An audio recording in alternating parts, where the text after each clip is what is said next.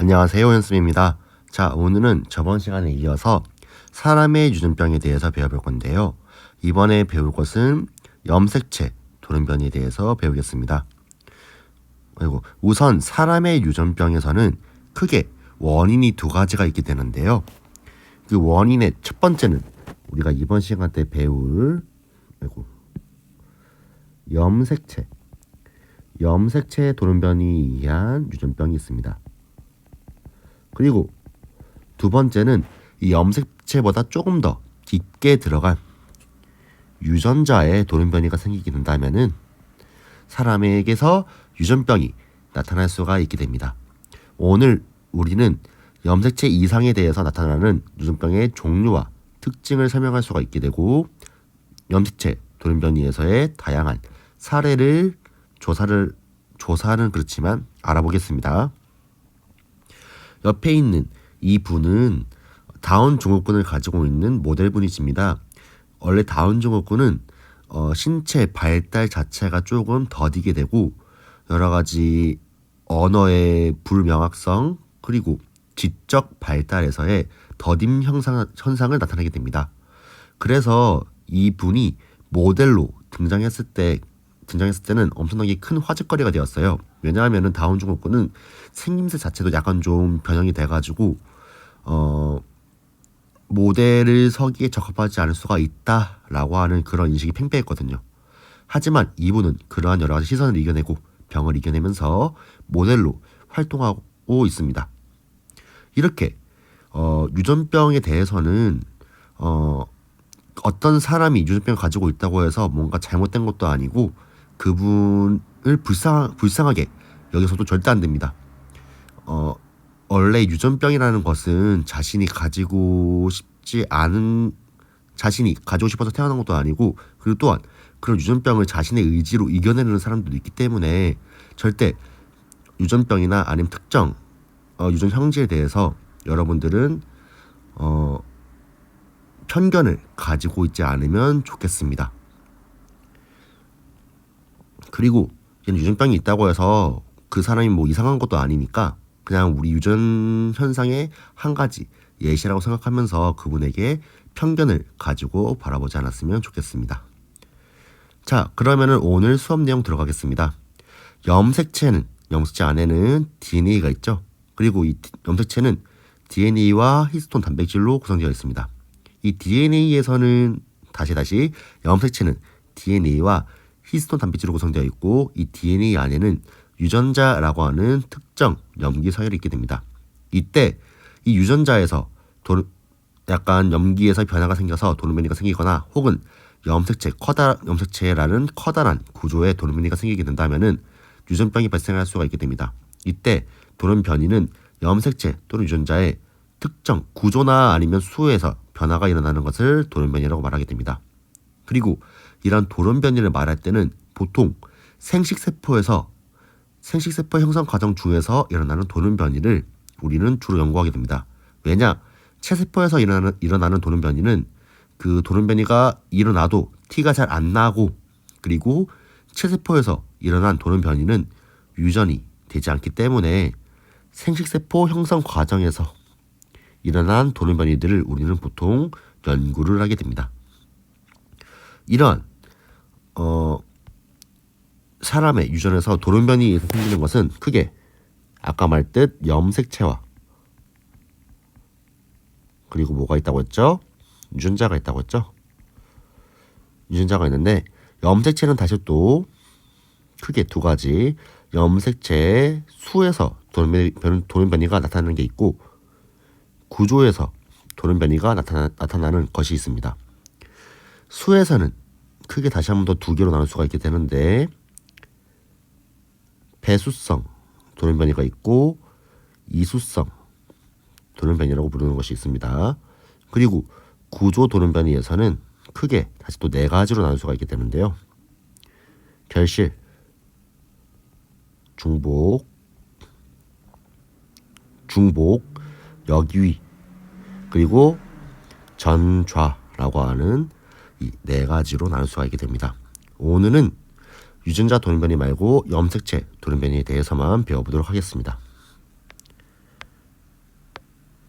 이거는 한번 읽어보기 바랍니다. 옆으로 넘어가겠습니다. 첫 번째로 우리는 염색체 이상 유전병에 대해서 배우겠습니다. 염색체 이상 유전병은 수나 혹은 구조에 돌연변이가 생겨서 나타나는 것이며 맨 처음 수에서 생기는 경우에 대해서 알아보겠습니다. 보통 염색체 수에서 이상이 생기는 돌연변이는 생식세포 분열 과정, 즉 감수 분열 과정에서 염색체의 비분리에 의해서 나타나게 되는데요. 이때 비분리가 일어나는 경우는 감수 1분열과 감수 2분열 둘 다 염색체의 비분리가 일어날 수가 있습니다. 보통 문제에서는 생식세포 분열 과정 중에서 염색체의 비분리가 한 번 일어났다라는 식으로 돼 있으니까 여러분들은 문제를 풀 때 어떤 감수 1분열에서 일어났느냐, 감수 2분열에서 일어났느냐를 파악해야 됩니다. 물론 염색체 비분리가 한 번이 아닐 수도 있긴 한데요. 대부분의 문제에서는 한 번이라고 그런 조건을 주니까 그 조건에 맞춰서 어떤 단계에서 염색체 비분리가 일어나는지를 파악하면은 문제를 조금이라도 더 쉽게 풀 수가 있을 것입니다. 보통 생식세포가 만들어질 때는 정자랑 난자는 염색체 수가 23개로 일정합니다. 하지만 염색체 비분리가 언제 일어나느냐에 따라서 정자랑 난자의 핵형과 핵상이 달라지게 되는데요. 감수 1분열에서 염색체 비분리가 일어났을 때는 상동 염색체가, 즉 이가 염색체가 서로 붙지 않아가지고 다시 이가 염색체를 이루고 있는 상동 염색체가 서로 분리가 되지 않으므로 이 상동 염색체가 원래는 따로따로 이쪽이랑 이쪽에 둘 다 분리가 됐었는데 이게 한쪽으로만 지나가게 됩니다. 한쪽으로만 들어가게 됩니다. 그래서 이 하나는 염색체를 상동 염색체 쌍을 가지게 되고요. 다른 하나는 이게 만약 2번 염색체라고 한다면은 얘는 2번 염색체를 한 개도 못 가지게 됩니다. 그 후 이 상태로 감수 2분열이 진행되게 되고 생식세포는 이쪽에서는 염색체가 원래 빨간색만 들어가야 된다고 합시다. 여기에서는 이 왼쪽에서는 빨간색만 들어가야 되는데 염색체가 초록색 한 개 더 들어가게 되니까 원래 있던 N개에서 추가적으로 한 개의 염색체가 더 들어가게 됩니다. 여기도 마찬가지로 염색 분체가 분리됐으니까 얘랑 얘는 두 개 유전자 조성이 아예 같죠. 둘 다 아예 똑같은 염색체 구성을 가지고 있죠. 그래서 얘 또한 초록색을 가지고 있게 되고 N 플러스 한 개를 가지게 됩니다. 반면에 오른쪽 이 부분에서는 이제 원래 여기 들어가야 됐던 초록색 부분이 여기 들어갔으니까 염색체가 평소보다 한 개가 적게 됩니다. 그래서 N 마이너스 한 개를 가지게 되고요. 핵상은 여기도 마찬가지로 N 마이너스 한 개를 가지게 됩니다. 그런데 감수 2분열 때 염색체 비분리가 일어나게 된다면은 맨 처음 상동 염색체 간의 분리는 제대로 일어나게 됩니다. 그런데 이때 염색 분체 분리에서 이상이 일어나기 때문에 한쪽은 N 플러스 1, 한쪽은 N 마이너스 한 개를 가지게 됩니다. 왜냐? 이 염색 분체가 원래 갈라져 가지고 이쪽에 한 개 더 들어가야 되고 이쪽에 한 개, 이쪽에 한 개 들어가서 각각 두 개씩 염색체를 가져야 되는데 얘가 이 세포가 염색체 비분리가 일어나서 염색 분체를 두 개를 다 가져버리기 때문에 평소보다 한 개가 더 많아지게 되고 원래 이쪽으로 들어가야 됐던 요 놈이 여기 존재하기 때문에 N 마이너스 한 개를 띄게 되는 것입니다.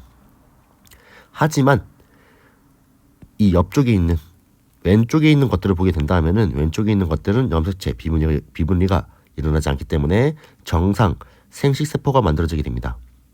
그래서 감수 2분열과 감수 1분열에서 어디에서 염색체 비분리가 일어나는지를 파악할 때는 감수 1분열은 그 염색체 비분리가 일어나게 된다면은 전체 생식세포에서 유전 염색체 수가 달라지게 되지만 감수 2분열에서 만약에 염색체 비분리가 일어나게 된다면은 일부분은 정상적인 생식세포가 존재한다는 것을 파악하면은 조금 더 빠르게 어디에서 염색체 비분리가 일어났는지를 파악할 수 있게 될 것입니다.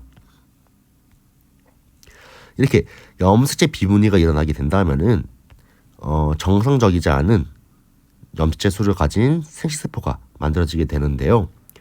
정상 생식세포랑 정상적이지 않은 생식세포가 만나서 이제 수정란이 만들어질 때 그 유전병이 나타나게 됩니다. 옆에 보게 될까요? 다음 페이지에서 이렇게 염색체 비분리는 아까 봤던 대로 이제 염색체 간에서 상동 염색체가 비분리되느냐 혹은 염색 분체가 비분리되느냐에 따라서 달라지게 되는데, 이때 이 비분리는 상염색체랑 성염색체에서 모두 일어날 수가 있습니다. 그래서 상염색체가 비분리되게 된다면 보통 다운 증후군, 에드워드 증후군 등등이 나타나게 되고요. 그리고 다운 증후군은 21번, 이거 많이 나와요. 다운 증후군 진짜 많이 나옵니다. 다운 증후군은 21번 염색체가 3개라서 이제 증상이 나타나게 되는 것이고, 그리고 에드워드 증후군은 18번 염색체가 3개라서 나타나게 되는 것입니다. 유전병이 나타나게 되는 것입니다. 여기에서 의문을 가질 수가 있게 되는데 21번 염색체가 아예 없는 것도 아니고 3개 있으면 원래 가져야 되는 것들 모두 다 가지고 있는데 왜 이러한 유전병이 나타나냐라고 질문을 할 수가 있어요. 즉 아예 없는 것도 아니고 존재를 하는데 조금 더 많은 것뿐인데 왜 유전병이 존재하냐라고 물을 수가 있게 되는데요. 우리 사람의 몸은 매우 정교한 기계와 같습니다. 그래서 어떤 물질들이 너무 많으면은 그만큼 부작용이 일어나게 돼요. 그래서 21번 염색체에서도 유전자가 있게 되는데요. 그 유전자가 발현하는 산물이 너무 많게 된다면은 사람의 얼굴, 그다음에 뇌 발달, 그다음에 뭐 사람의 발달 등등에 관련된 여러 가지 이제 유전자의 조절이 어려워지게 되어가지고 사람에게 유전병이 나타나게 됩니다. 성염색체는 비분리되게 된다면은 대표적인 것들이 클라인페터랑 터너 증후군이 있게 됩니다. 클라인페터는 성염색체 구성이 XXY이며 그 다음에 얘는 Y를 가지고 있기 때문에 남자의 생식 기관을 가지고 있으나 불임이고요. 터너 증후군은 X밖에 없죠. 그래서 Y가 없기 때문에 여자의 생식 기관을 가지고 있으나 얘 또한 불임입니다. 아래에 있는 것은 다운 증후군, 에드워드 증후군, 클라인페터, 터너 증후군을 이제 나타내는 것입니다. 그래서 이것들을 보면서 이것들은 다 외워놓기 바랍니다. 헷갈리거든요, 많이. 그래서 외워놓길 바랍니다.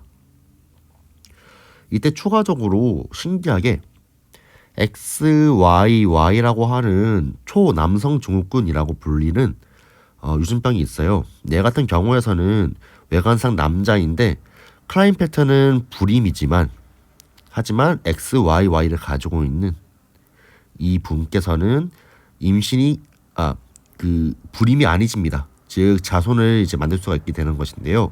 이것에 대한 원리는 아직 정확하게 밝혀지지 않았지만 Y 염색체가 생존의 필수적인 유전자를 가지고 있지도 않고 그 다음에 Y 염색체가 작기 때문에 이러한 일이 일어나지 않았을까라고 추측을 하고 있습니다.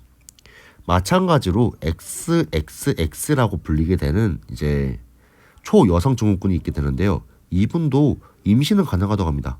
이분은 근데 왜 그런지 잘 모르겠대요. 그래서 과학의 난제니까, 생물학의 난제니까, 난제라고 부르는 그런가? 생물학에서 아직 밝혀지지 않은 것들이니까 한번 여러분들이 생물학에 관심이 있다면은 이러한 유전병에 대해서도 연구를 해보면 재밌는 결과를 얻을 수가 있을 것 같습니다. 넘어가겠습니다. 염색체 구조 이상입니다. 미안해요. 이거 가기 전에 우리는 지금까지 염색체 수 이상에 대해서 배웠었는데 지금 다운 증후군, 에드워드 증후군, 그리고 클라인펠터 증후군, 터너 증후군은 모두 다 염색체가 뭐 EN 플러스 1개, 뭐 아니면 EN 마이너스 1개 등등과 같이 하나 또는 2개의 이제 염색체가 추가되거나 빠져가지고 발생하는 유전병을 지금 우리는 배우고 있었습니다. 이러한 유전병을 우리는 이수성 돌연변이라고 부르게 되는데요. 이수성 돌연변이란 평소에 가지고 있는 46개라는 수랑 다르다. 그래서 45개이거나 47개의 염색체를 가지고 있다라고 말을 해서 이수성 돌연변이라고 명칭을 짓게 되었습니다. 여기에 대비되는 것이 배수성 돌연변이인데요. 배수성 돌연변이는 원래 우리 핵상이 2N은 46이잖아요. 그런데 이 배수성 돌연변이를 가지게 된다면은 4N은 92 등등과 같이 염색체가 92 혹은 3N은 69 등등과 같이 염색체가 N배로 계속 늘어나게 됩니다. 그래서 숫자가 배가 되었다라고 해서 배수성 돌연변이라고 부르게 되는데요. 보통 이런 것들은 동물에서 일어나는 게 아니라 식물에서 많이 일어나게 됩니다.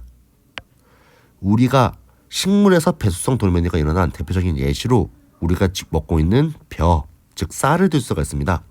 원래 야생형 쌀은 되게 알이 작고 이게 줄기라고 한다면 이게 나달입니다.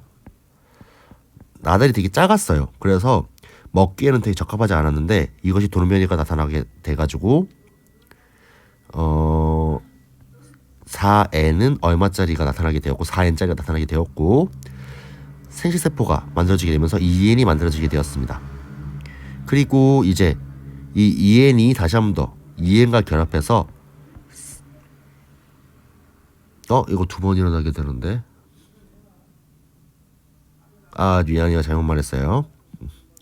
자, 4N짜리가 만들어지게 됩니다. 그럼 여기에서 4N짜리가 생식세포가 만들어지게 된다면 2N이죠. 2N짜리는 결합하게 되고 2N짜리 생식세포가 만들어지게 되고 여기서 정상인 N형 이제 세포랑 서로 수정이 돼가지고 3N짜리 벼가 만들어지게 됐어요. 그런데 이 3N짜리 벼가 다시 한 번 더 배수성 돌연변이를 일으켜서 6N이 되게 되고 6N에서 다시 3N짜리 생식세포가 만들어지게 되고 이것이 다시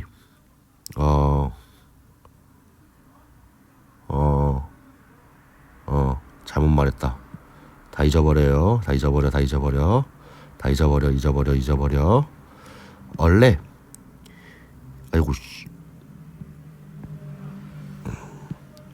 2N짜리가 있게 되는데 2N짜리가 배수성 돌연변이를 가져서 4N이 되게 됩니다. 그리고 이 4N짜리가 가다가 이제 8N이 되게 되는데요.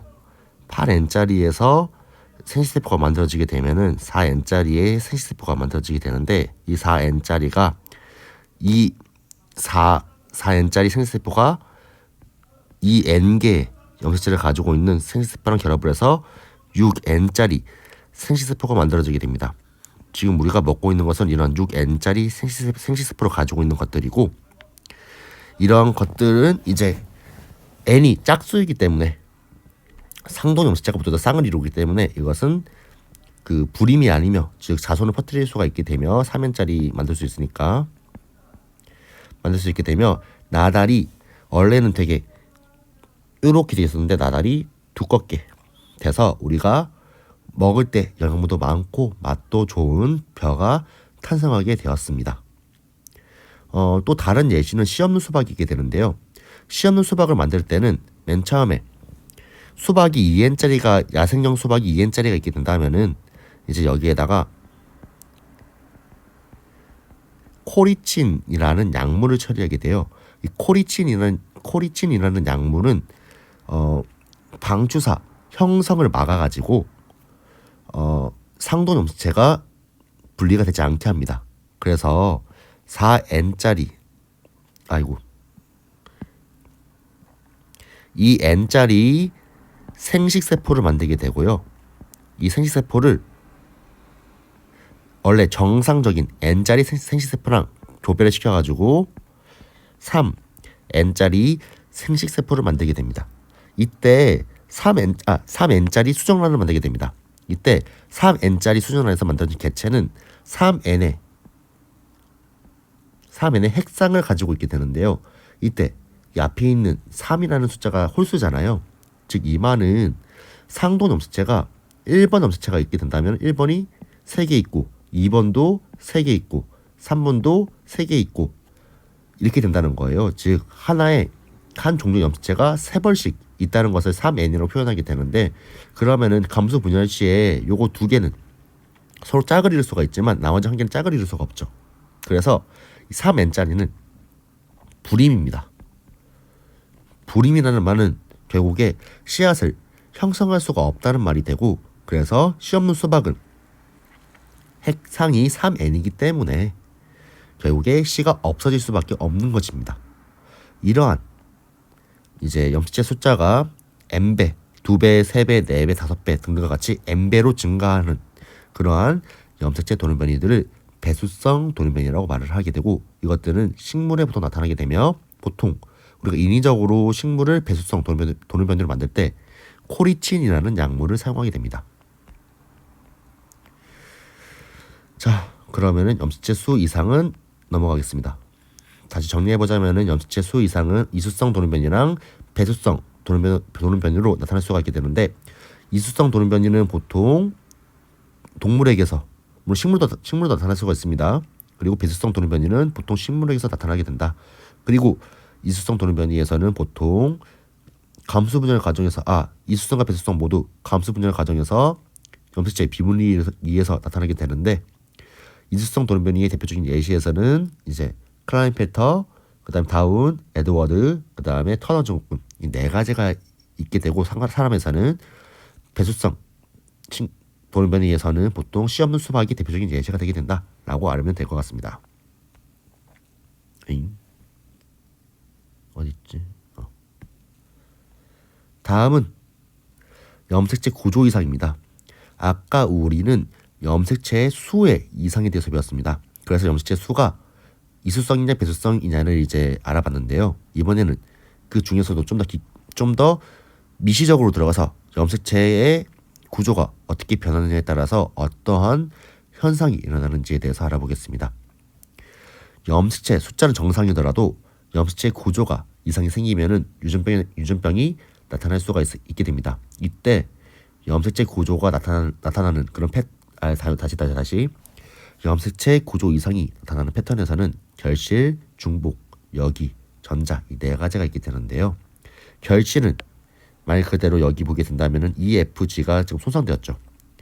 염색체 일부분이 사라지는 것이고, 중복은 염색체 일부분이 EF처럼 염색체 일부분이 중복되는 것입니다.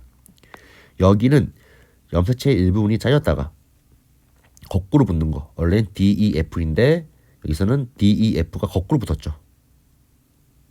원래 진행 방향은 여기에 이렇게 되는데 진행 방향이 반대로 가버렸죠.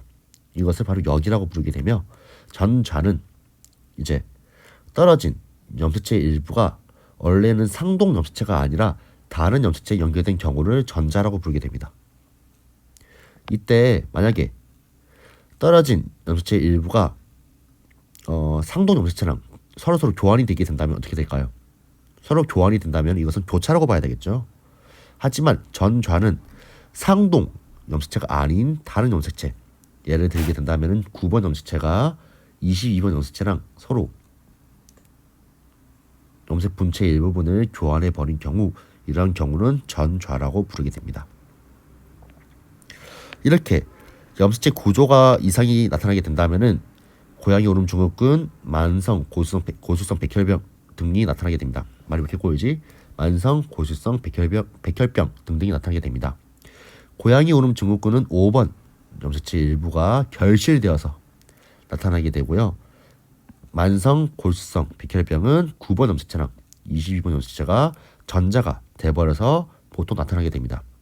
이러한 9번 염색체랑 22번 염색체의 전자의 결과 필라델피아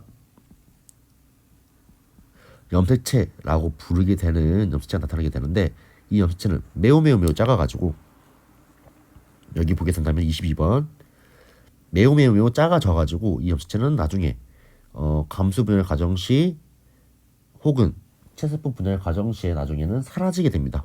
그래서 보통 이제 만성 고수성 백혈병을 가지고 있는 사람의 경우에서는 이런 22번 염색체가 관찰이 안 되는 경우도 있다고 합니다.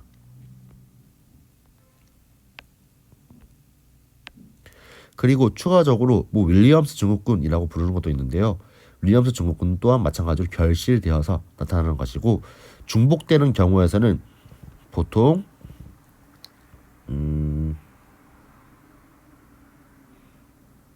중복되는 경우에서는 시스 A, B형이라고 A랑 B 유전자가 하나의 염색체 위에 있는 겁니다. 보통 이러한 경우가 중복에 의해서 발생한다라고 이제 이렇게 표현되고요. 이게 어떻게 일어나냐면은 사실 교차까지도 같이 이제 적용되는 건데요. 시스 A, B형은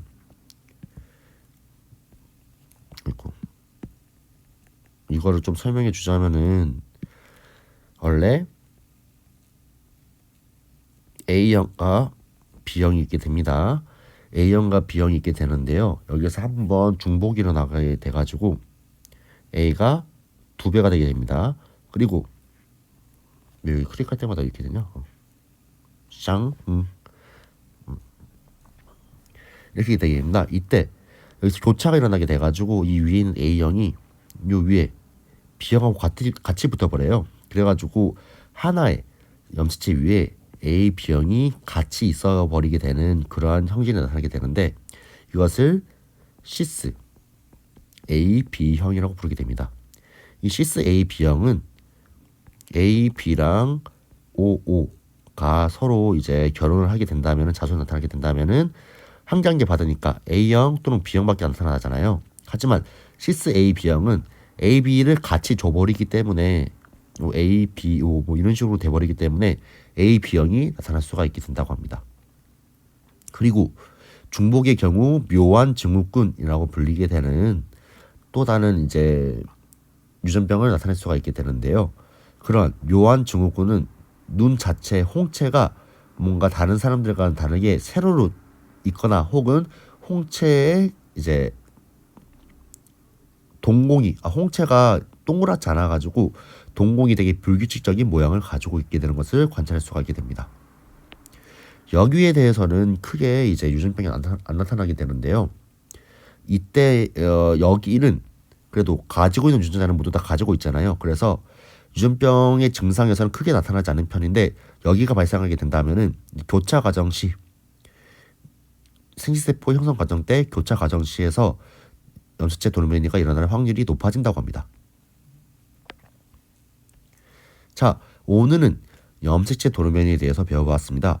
염색체 돌연변이는 크게 수 이상 돌연변이랑 구조 이상 돌연변이로 나눌 수가 있게 되고 수 이상 돌연변이는 배수성, 이수성으로 나눌 수가 있게 됩니다. 그리고 구조 이상 돌연변이는 중복, 결실, 역이, 전자로 이제 구분할 수가 있게 되고 결실의 결과 묘성 증후군, 고양이 울음 증후군 똑같은 말이에요. 그 다음에 윌리엄스 증후군, 중복의 결과 묘한 증후군 혹은 시스 AB형, 역의 결과를 빼고 전자의 결과는 만성 골수성 백혈병이 나타날 수가 있다까지 배웠습니다. 자, 모두 이 과정을 명심하면서 어떤 유전병은 어떤 과정에서 나타난다라는 것을 명심하면서 오늘 수업을 마무리해주면 좋겠습니다. 모두 고생했습니다.